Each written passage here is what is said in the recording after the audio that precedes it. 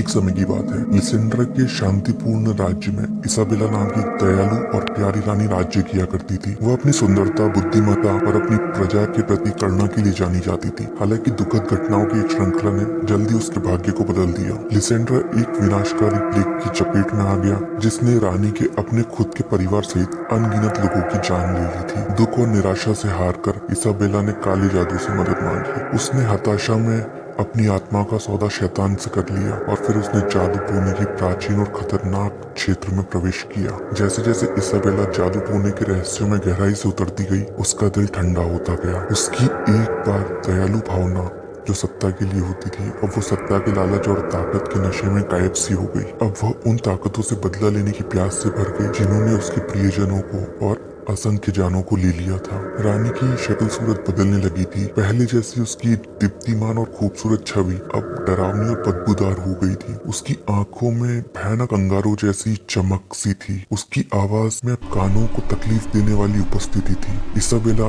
अब एक विच क्वीन में बदल गई थी, अकल्पनीय काली शक्ति वाली एक चुड़ैल जादूगरनी। अपनी नई प्राप्त शक्तियों से चुड़ैल रानी ने उन सभी पे अपना क्रोध प्रकट किया जिन्होंने वो प्लेग के लिए जिम्मेदार मानती थी। जबकि वो बेकसूर थे, पर रानी ने एक एक करके सबको निर्दयता से तड़पा के मार डाला। उसने अंधेरी ताकतों को बुलाया, विनाशकारी जादू किए, जिससे राज्य में अराजकता और पीड़ा आ गई। लोग भय में रहते थे। एक समय की उनकी सबसे प्रिय रानी की कहानियां अब उनका सबसे बड़ा अभिशाप बन गई थी। हालांकि कुछ लोग ऐसे भी थे जिन्होंने उम्मीद खोने से इनकार कर दिया था। बहादुर योद्धाओं का एक समूह अपनी भूमि और अपनी रानी को बचाने के लिए दृढ़ संकल्पित होकर एक पौराणिक कलाकृति क्रिस्टल ऑफ लाइट को खोजने की खतरनाक यात्रा पे निकल गए। ऐसा कहा जाता है कि इस क्रिस्टल ऑफ लाइट में सभी संतुलन बहाल करने की और इसाबेला की काली आत्मा को भस्म करके अंधेरे में शुद्ध करने की शक्ति थी। वो क्रिस्टल रानी के शाप का तोड़ था, पर उसकी रखवाली खुद रानी ही किया करती थी, जो अब बहुत ताकतवर थी। जैसे जैसे योद्धाओं को विषम